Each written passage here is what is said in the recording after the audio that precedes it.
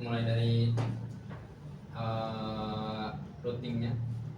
Di sini kan tadi berbeda dengan cabang satu ya, saya menggunakan AGRP. Tapi cabang kedua ini saya menggunakan OSPF. Dimana di cabang satu ini hanya ada satu router, satu switch dan 2 PC. Di setiap routernya sudah dipasang authentication dan juga port yang mengarah ke end device itu juga sudah dipasang port security dan port flash. Jadi kalau mau dikatakan di semua topologi saya ini sudah dipasangi port flash dan juga port security untuk end device-nya, dan antar routernya sudah dipasang authentication. Mungkin itu saja untuk cabang kedua ya. Dan bagian yang terakhir yaitu di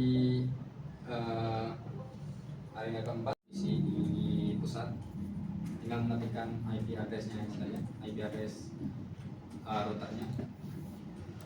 Saya menggunakan untuk login SSH saya menggunakan username crew dengan pas 1212 dan domainnya adalah pusat ID. Ini tinggal masukin username crew, lalu masukkan passwordnya di 1212 ya. Udah bisa.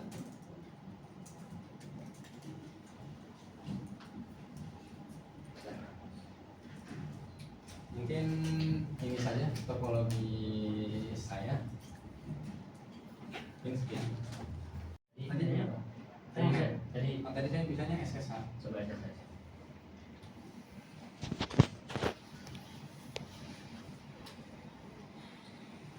Ke IP router pusat.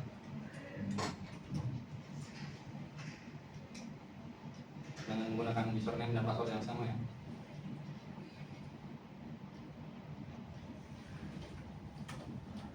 Bisa atau enggak? Oh bisa ya. Bisa. Nah sekarang kenapa bisa? Mungkin karena Yang mungkin karena routernya itu udah disetting ya untuk bisa login ke SSH. Jadi dari manapun yang terhubung ke router pusat mungkin bisa mengakses SSH. berarti semua perangkat di situ bisa SSH. Kalau kita coba ya, mungkin coba juga dari cabang.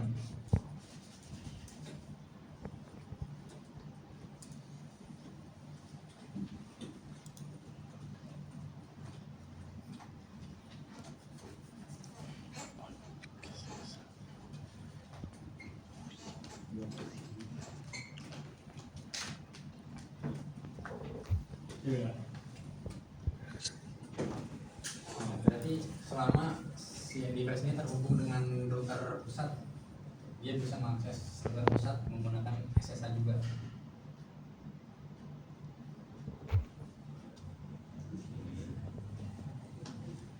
Jadi jawabannya bisa. Bisa. Menurutmu syarat buat bisa SSH atau apa? Syarat untuk bisa SSH Ya. di setting di router ya. Oke, pertama routernya di setting atau diaktifin SSH-nya kan. Ya. Terus baru Menggunakan router transport SSH. oke, terus yang kedua Lain PTI itu termasuk perintahnya, termasuk konfigurasinya. Syarat utama SSH atau SSH atau telnet itu kan termasuk ke dalam remote access ya. Syaratnya apa? syaratnya terhubung Terhubung. router pusat. Artinya routernya bisa. yang dituju Oke. Artinya routernya bisa. di ping. Ingat itu baik-baik ya. Kalau misalkan ada pertanyaan, ini kenapa kok bisa diakses dari mana-mana? Karena semuanya udah saling Terhubung. semuanya udah saling terhubung. Mau posisi dimanapun, SSH bisa diakses, bisa dilakukan, ya. Dan harus terhubung. Oke, pertanyaan selanjutnya, MLS itu nge-release ribut gak? Enggak, Cuma switch biasa Pak? dia maruting karena kan yang nge-redistribute Oh enggak, MLS nya ngapain?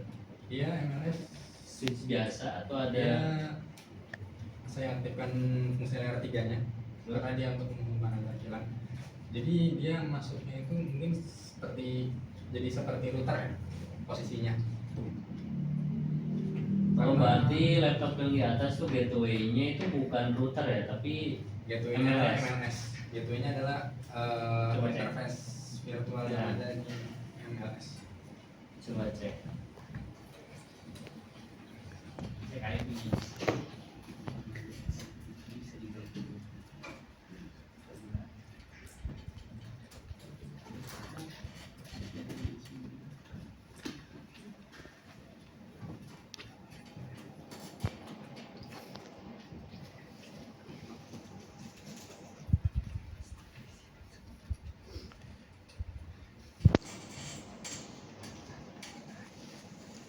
Jadi ini ada interface VLAN. Oke, Dia sebagai gateway dari VLAN-nya ini. dan saya sedang juga ya. Manual. Ada dia.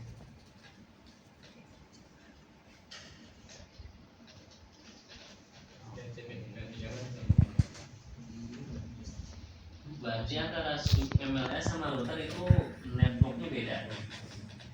Antara MLS dengan Router sebelahnya. sini IP-nya kan? dia IP-nya sama. Berapa? IP-nya menggunakan 16.16.0. Oke. Kalau yang pilihan atas berapa itu? Jalan atas ini 192.8.30.0. Ini tulis ya. Oh iya, IP address-nya lupa ditulis buat IP pilihannya, nama pilihannya ada itu. nama VLAN-nya ada. Nggak ada IP-nya aja. Ya kurang Nanti nanti tulis.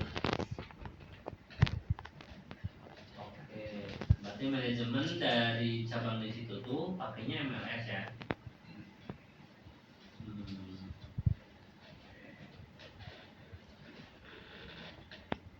Oke, coba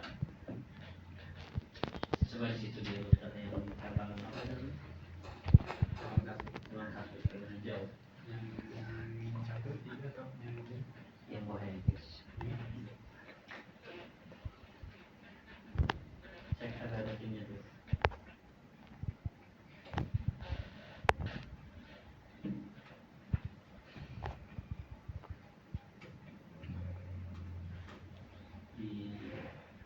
Di lebarin ke kanan.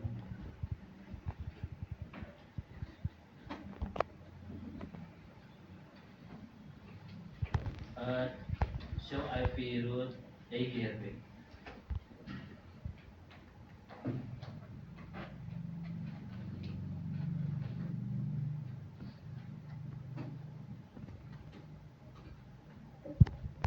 Oke.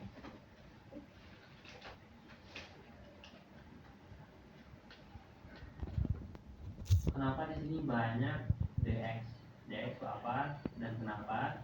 Jelasin. DX itu adalah network yang di yang berada di luar jangkauan AGRP atau dari luar AGRP. Jadi D itu kan AGRP, X-nya itu eksternal. Jadi dia adalah network yang didapat dari aktor distribut yang merupakan dari berada di luar AGRP. Misal kayak network 1.1.0 itu kan dia berada di pusat. Kamu kasih ambil satu IP terus tunjuk di mana. Misalnya yang IP 1.1.0 Oke. itu kan dia kan sebagai routing dari ini ya, router yang pusat ini.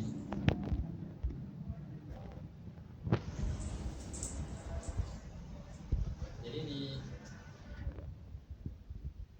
dia itu berada di luar jangkauan dari AGRP. Kalau butuh yang lebih jauhnya lagi kita ambil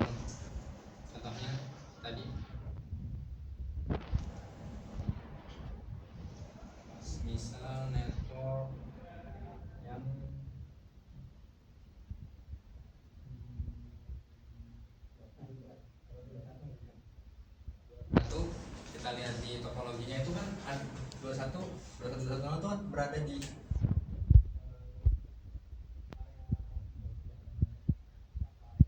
paten. Nah, area OSPF yang ini kan berada di luar EJRP. Jadi ketika kita lihat dari dalam area EJRP